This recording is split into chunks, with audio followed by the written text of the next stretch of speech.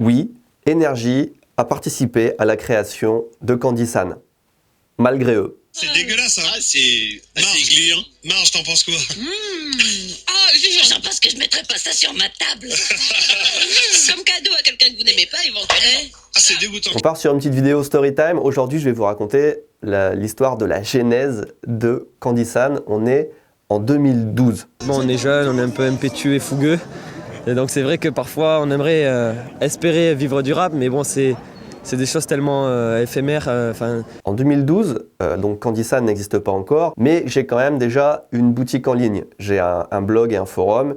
Et sur ce blog, j'ai un petit coin boutique. Au début, ce que je voulais vendre le plus, c'était des dictionnaires électroniques. C'est un truc qui, au Japon, dans les années 2000, début 2010, faisait vraiment fureur. Ça te permettait d'apprendre des langues. Tu avais l'équivalent de, je sais pas comment, un dictionnaire, d'encyclopédie, de livres dans un truc comme ça. Et ça se trouvait quasiment que au Japon. Donc j'avais commencé un petit peu à vendre ça, vu que sur mon site, je parlais surtout de l'apprentissage du japonais. Je vendais aussi des appareils photo, parce qu'à l'époque, au Japon, il y avait plein de modèles qui sortaient que au Japon. Je vendais aussi des G-Shock, parce qu'au Japon, il y a plein de modèles de G-Shock qui, encore une fois, qui ne sortent qu'au Japon. Et j'avais aussi un pack de bonbons. En vrai, c'était tout ce qui me plaisait au Japon que j'avais réuni sur ma boutique. Juste après que j'ai commencé et que j'ai ouvert la boutique, ça commençait à marcher un petit peu. Il y a eu des changements au niveau du transport de marchandises par avion, parce qu'il y a eu, je pense, à cause d'un truc de terrorisme ou quelque chose comme ça. On ne pouvait plus mettre pendant un certain temps d'objets avec des batteries au lithium dans les avions. On ne pouvait plus expédier ça par la poste. Donc là, mon truc d'exporter des appareils photo et des dictionnaires électroniques, ça marchait plus. Et il me restait plus que les bonbons. Mais les bonbons, c'était déjà facilement la moitié de ce que je vendais à la base sur la boutique, ça marchait bien. Et j'avais toujours eu en tête de transformer ma boutique en boutique uniquement de bonbons et de friandises. Finalement, c'était pas cher et c'était ce qui plaisait le plus aux gens. Le problème, c'est qu'à l'époque, j'avais pas du tout le temps. Je travaillais à temps plein comme boulanger. Akiko était à temps plein aussi comme enseignante. Elle revenait à 8h du soir. En plus de ça, 2012, on avait notre premier enfant qui avait même pas 1 an. Donc, on n'avait pas le temps, tu vois. Et je faisais d'autres petits boulots à côté en plus. Donc, monter une boutique juste de bonbons, je pouvais pas. Mais un jour, j'ai reçu un email de Énergie, c'était Énergie Belgique. J'ai été contacté par la chroniqueuse de l'émission Le Fou du Roi. Je ne sais pas si ça existe encore. Et on a quelqu'un qui est avec nous à l'antenne, c'est Daniel. Coucou Daniel. Qui m'a dit écoute, j'adore ton site, ça a l'air vachement bien ce que tu vends comme friandise. Est-ce que tu serais partant pour que j'en parle lors d'une chronique à la radio? Et moi, dans ma tête, je me suis dit, c'est incroyable, la radio qui m'appelle, Énergie, pour parler d'un truc que je vends, c'est une chance en or. Donc ce que j'avais dans la tête de monter mon site de bonbons, je me suis dit, ok, il faut absolument le faire. Et là, j'étais obligé d'aller très vite parce que je leur ai envoyé quasiment le jour même un paquet de bonbons en IMS Chronopost. Donc je me suis dit, il va arriver dans moins d'une semaine, donc je vais passer à la radio tout de suite. Il faut que ma boutique elle soit prête dans moins d'une semaine. Et je pouvais pas me louper, c'était vraiment la chance. Donc du coup, pendant, je crois, 3-4 jours, j'ai fait que des nuits blanches. Je rentrais du boulot le soir, j'allais chercher Link à la crèche, machin, et le soir, la nuit, au lieu de dormir, je montais la boutique Candysan. Et c'était pas la première boutique que je montais, vu que j'en avais une sur mon site, donc ça allait un petit peu plus vite. Mais c'est quand même pas facile. Quand la boutique était prête, je crois qu'on était le 12 ou le 13 octobre, c'était un peu dégueulasse, mais j'étais quand même satisfait pour un truc que j'avais fait en 3 nuits. J'avais fait un logo vite fait avec un tuto Photoshop, machin, et il y avait, à tout casser, 40 produits sur la boutique, peut-être 42 je crois, histoire pour la référence. On voit qu'il y avait vraiment pas beaucoup de trucs dans les catégories. Il y avait peut-être 10 articles dans chaque catégorie, 10 articles dans les snacks, 10 articles dans les chocolats, 10 articles dans les bonbons, 2-3 trucs de nouilles. Et puis c'était parti. Mais quand je le regarde, en fait, le site a beaucoup évolué, il a beaucoup grossi, il a changé de design et tout, mais la base était vraiment là. On voit tout de suite le pack découverte sur la page d'accueil avec plein de produits les plus populaires, les Kit Kat, les bonbons d'animés, les machins comme ça. La base était vraiment là. J'étais assez content pour un truc fait en 3 nuits, 4 nuits à peu près. Et là, on est au moment où j'ai encore des paillettes dans les yeux. Je vais passer à la radio, enfin mon site va passer à la radio. La consécration, le démarrage, ça va être génial. Mais pas vraiment. Pas vraiment parce que déjà, le premier retour que j'ai quelques semaines plus tard, c'est pour me dire, le paquet que tu nous as envoyé, on l'a jamais reçu. Ce qu'on m'a laissé entendre, c'est que quelqu'un à Énergie a vu le paquet arriver, il se l'est mis sur le côté et il est jamais arrivé au studio en fait le paquet. Donc j'ai renvoyé un autre paquet et en plus il voulait faire un concours et que je fasse gagner plusieurs packs découvertes, etc. Donc c'était mon bénéfice de un mois de vente peut-être qui partait là-dedans, je sais pas. Je renvoie un paquet IMS, ça a encore pris vachement de temps. Moi je pensais qu'ils allaient recevoir ça en 3-4 jours, ils allaient faire le truc à la radio, ça allait être instant. Non, ça a pris des semaines et des semaines en fait. Mais enfin un jour je reçois un email pour me dire on a reçu ton paquet, écoute c'est génial, tu passes à la radio tel jour et en plus tu as de la chance, les invités, ce seront ceux qui font les voix de Marge et Homer Simpson en français. J'étais refait, je me suis dit ok, on a attendu, mais ça va marcher. Alors voici la lettre que je leur ai joint au paquet. Je crois que j'avais mis aussi une liste descriptive de tout ce qu'il y avait dans le pack découverte. Le pack bonbons et chocolat de folie. On est tous d'accord que c'est un nom de merde pour un pack, mais c'est comme ça que je l'appelais à l'époque. Et le best-seller de notre boutique sur icijapon.com. Chaque pack est unique et composé d'une vingtaine de friandises vendues actuellement au Japon. Depuis le début octobre, Ici Japon a ouvert une nouvelle boutique consacrée à la nourriture japonaise et particulièrement aux friandises. Elle s'appelle Candy-san. Notre pack bonbons et chocolat de folie rebaptisé pack découverte, c'était le lancement du pack découverte, c'est ce qu'on vend le plus sur Candy-san. Rebaptisé pack découverte sur Candy-san est vendu 3700 yens, frais de port compris, environ 36 €. Maintenant, c'est 29,99 €. Sur Candy-san, vous pouvez également acheter toutes nos friandises à l'unité. Voilà, c'est le pitch que je l'ai envoyé. Et le deal, c'était qu'il parlait de Candy-san pendant quelques minutes. Il parlait du pack découverte et il faisait gagner quelques lots. Et il mettait aussi un lien Candy-san sur leur page Facebook. J'ai sur mon téléphone l'enregistrement de cette séquence sur Énergie Belgique. Je crois que c'est un abonné du forum qui me l'avait envoyé. Ça dure 3 minutes 29. Je ne sais pas si on va l'écouter en entier, mais voilà ce que ça donne avec, je le rappelle, les voix françaises de Marge et Homer Simpson. Attention, ce qui va suivre risque d'être dangereux. On n'a pas tout essayé. Ça tombe bien qu'on ait des invités justement parce qu'on va goûter tout ça ensemble. Alors des bonbons, bah oui c'est bientôt la Saint-Nicolas et puis c'est la fête de fin d'année. Moi j'avais envoyé mon paquet début octobre et ils l'ont déballé à la radio mi-décembre. Donc ça a pris 2 mois et demi quand même.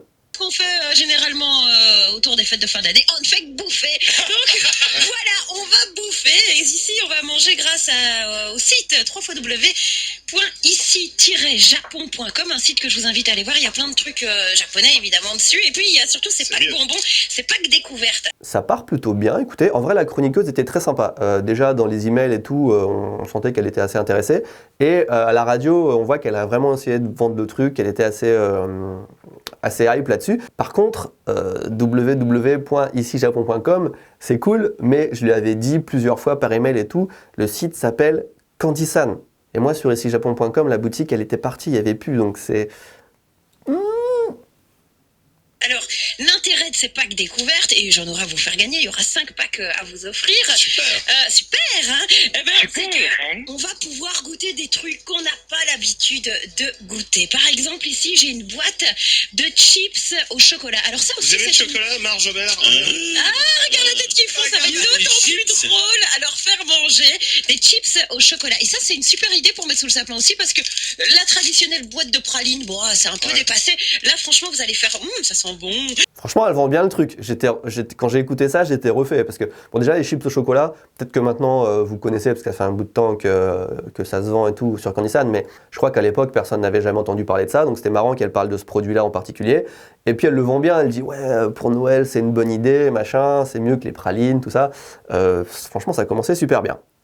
Et ici, j'ai un truc, tu vas me dire ce que ça goûte. Je voudrais que tu prennes une grosse bouchée, s'il te plaît. Vas-y. Attends, d'accord, je prends une grosse bouchée et je dis ce que ça goûte. Ouais, tu dis Alors, ce je que ne ça regarde goûte. pas, je te promets, je ne regarde pas. De toute façon, c'est écrit en japonais, si tu es en train de connaître le japonais. Oh là. C'est déjà Oh là là. difficile.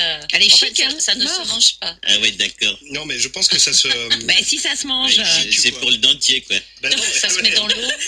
Attends, tu manges... Mais non, ça ne se mange pas. Mais si ça se mange, Enfin, c'est des bonbons japonais. Ah, voilà. T'as t'as des des- une dent. Alors, quel goût. Ah, c'est dégueulasse. C'est un truc au wasabi.